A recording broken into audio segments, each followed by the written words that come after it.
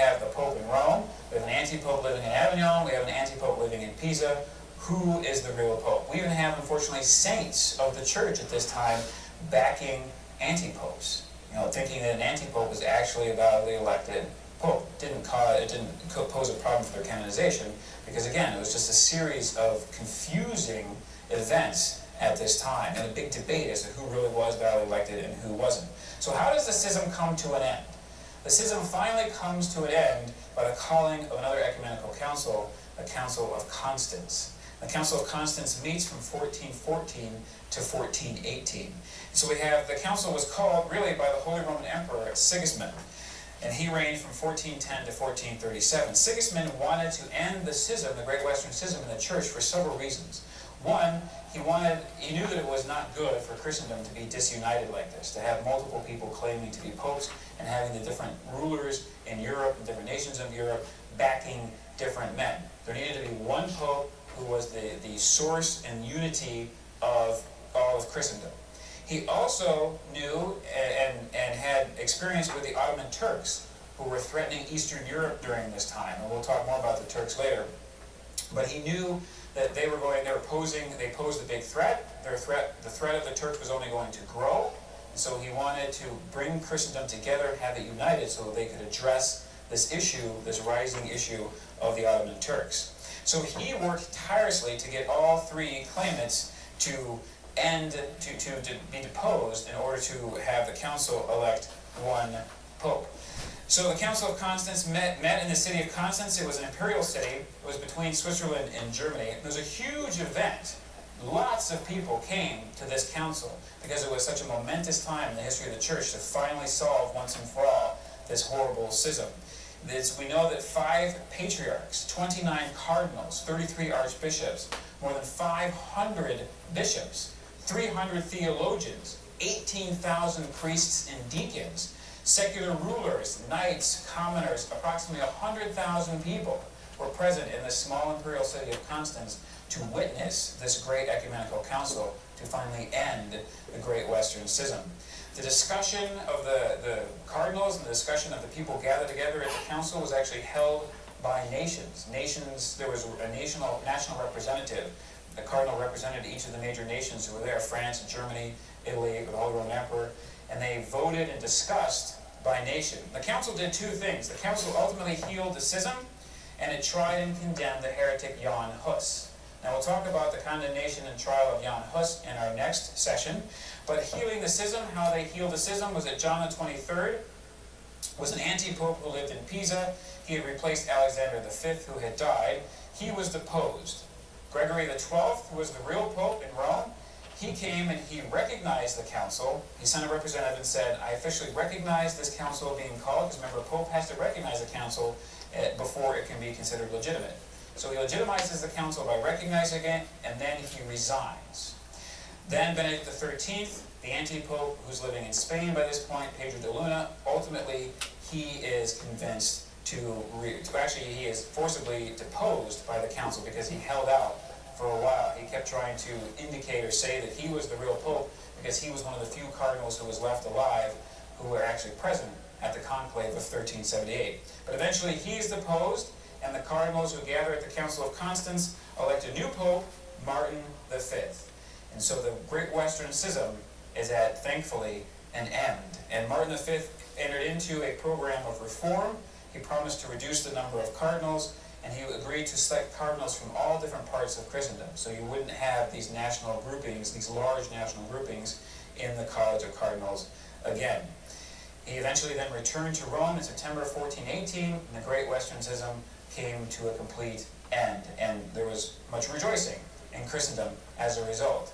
Unfortunately, though, the Church and the papacy as a whole suffered from the effects of the Great Western Schism and the effects of the Avignon papacy. And we'll see what happens in our next session, the rise of what are known as the Renaissance popes, the ones who really exemplify the whole title of our time period of weak leaders. They're the ones who will fail to take advantage of this time of unity in the church after this great division and lead the church into a better way, into a better light as a result of this fracture. Instead, they will lay the foundation for the 16th century revolt of Martin Luther and others. And so we'll talk about that story of the Renaissance popes and more when we come back in our next session.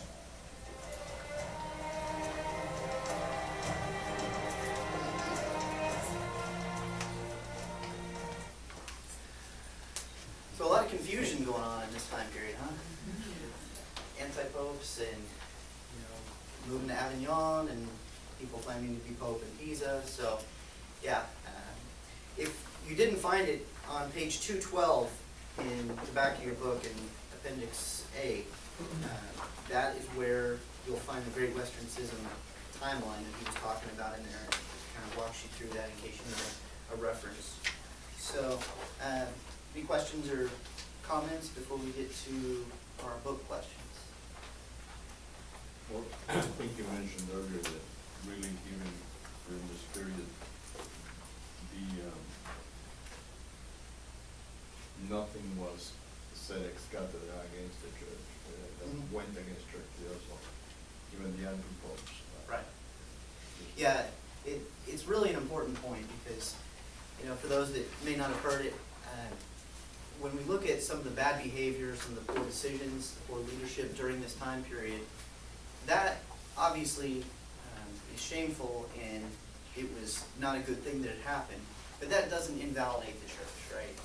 Ultimately the church is still the bride of Christ, and people acting poorly in the church is not the same thing as the church acting poorly or the church not being the church that was established by Christ. So just something to keep in mind if and when anyone ever approaches you, like he said, and says, well, how can you believe in that church when they had 3 popes and all these bad things happen? Well, that's because the church doesn't teach that, but sometimes people make bad decisions, and we see it in today, in today's day and age. So, do you know, for the names that were taken with the anti-popes, if those numerical sequences were acknowledged or not? So the current or previous Benedict, was this 13 anti-pope? Yeah. So it was not counted. Correct. So it was another Benedict the 13th. Right. Somewhere. And so that's, whenever you look at a list of popes, in fact, I think I may have one here, it goes through and it only counts those who are valid popes because, of course, those who are in succession with the Bishop of Rome are the only ones who are officially popes. And they're not brought with me. But yeah, that's a good question. So, okay. So who was I got a little confused. Who Sure. was it? Who was the last pope before the 3 popes? Okay, so Trying to let's go figure back that out. Go back to page 212. Martin was the one who was elected to finally end the schism, but you're talking Page about 212? Yeah, 212. So there were 3 claimants to the papacy. So we had Gregory the 12th, we had Benedict the 13th, and then they elected Alexander the 5th. So those were your 3 popes. And prior to that, you had Pope Gregory the 11th, who died. And he was the one, when he died, the cardinals met and they elected Urban the 6th. So Urban the 6th was a valid pope. And when Urban the 6th died, then they elected Gregory the 12th. And then they, at the same time, you had Clement the 7th, who was an anti-pope. And when he died, they elected Benedict the 13th as his successor. So there was a couple generations of anti-popes that came from that. Mm. But it was finally cleaned up when they had the Council of Constance, and that's when John the 23rd, he fled the city. Gregory the 12th, who was the true pope, promised to abdicate, and he did. And then Benedict the 13th was deposed, and then of course the council elected Martin. So again, it's confusing, but yeah, that'll kind of be your guide if you need to go back and reference, okay, which one at which time did what thing. And also on your Bible timeline chart, you'll be able to reference it on here. Of course, the top area on here is where it lists popes. And you can see who's on here, and it goes through also the events of the time. So you've got Pope Boniface, who on number 52 was the Pope. Then you go to the Avignon Papacy, the Great Western Schism is down on 57. So you can kind of follow through that way as well and match that up to your notes and also to the top column. So, Do we know what happened to Gregory after he resigned? no, I don't know what happened to him. Typically, when people step down, I mean, they had friends in high places, so it's not like they were sent back and became commoners. You know, they had palaces and other things that they had access to, anybody that was of high stature. So he certainly wouldn't have been thrown out on the streets, but you know, it was a fortunate thing that it was eventually resolved, because we saw how, you know, you get a fracture in there and then the council tries to heal it and says, well, okay, let's not count these two guys, let's elect another guy, and it causes more problems, right? So it really was a blessing that the church was able to bring everyone together, such a large number of people, and get, obviously, the papal agreement that this is a legitimate council, and then to be able to have people step down. So finally the resolution was achieved, and that was a great thing, but it was A definitely... lot of credit goes to him for resigning. Right, yeah, for sure. So, you know, especially in this time period, there was a lot of focus on, as he said, you know, power, gaining power, becoming, you know, somebody of great stature. So it would have been a difficult process to get someone, to convince someone to step down, but the fact that they were able to achieve that was a really good thing. So, okay, so let's take a few minutes on questions here. And so we've got 6 questions. So what we can do, you all can do question 1, Okay. and if you want to do question 2 together, question 3, question 4, question 5, and then question 6. So of course, just read through your question. You're on page 63, and then the answer key is back on 157. So when you're done looking at it for a couple minutes, then you can see what it says there, and we'll discuss them in just a couple minutes.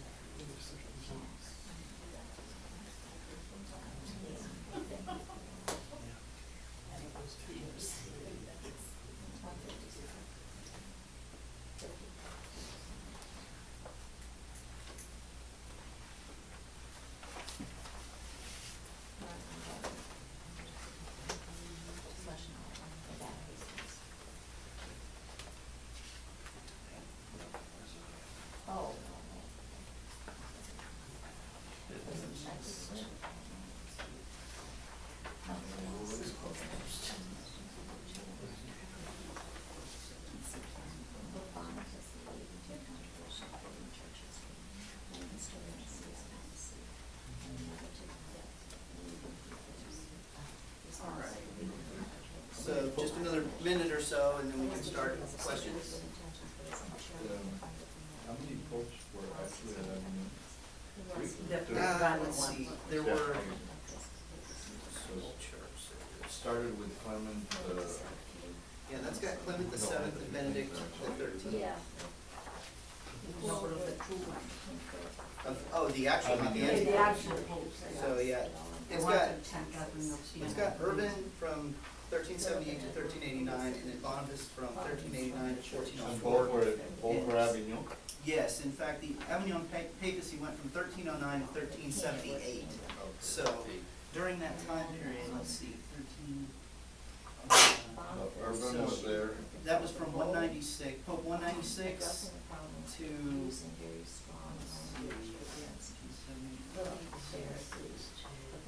Pope Well, Urban was the one that brought it back. Urban the sixth went back to Rome. Yeah, so from 196 to 202, so 6 popes in total.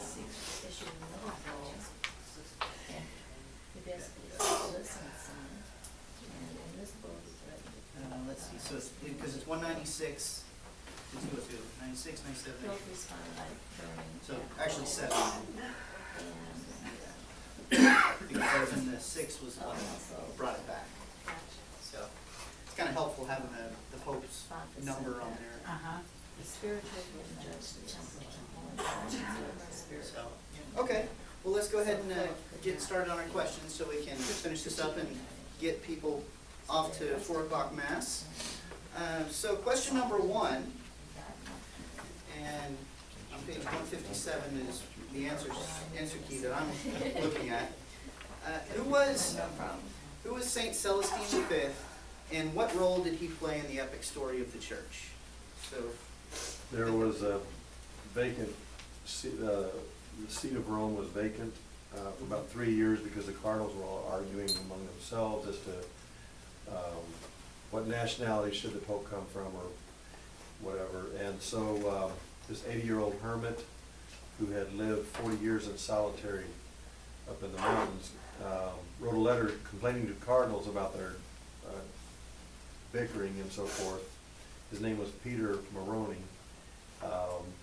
and he was known to be a very holy man, so they then decided to elect him as Pope, and they went up to his cave and told him he was Pope. He reluctantly came down and acted as Pope, and then realized after 5 months that he really wasn't capable of doing it, so he resigned. And it kind of got them to then move on and elect a real Pope. yeah, so his letter was pretty instrumental, though. I mean, Oh, yeah. obviously it was what caused him to finally make an election, and it just happened to be him. So kind of an amazing story. Great, thank you. All right, question number 2. Pope Boniface VIII is a controversial figure in church history. Many historians see his papacy in a negative light, believing he is responsible for the weakening of the papacy and the rise of nationalism. Others believe he was a pope who had good intentions, but his uncharitable and undiplomatic demeanor caused his ineffectiveness. Who was Boniface VIII? Who did he quarrel with, and what is your judgment of his papacy?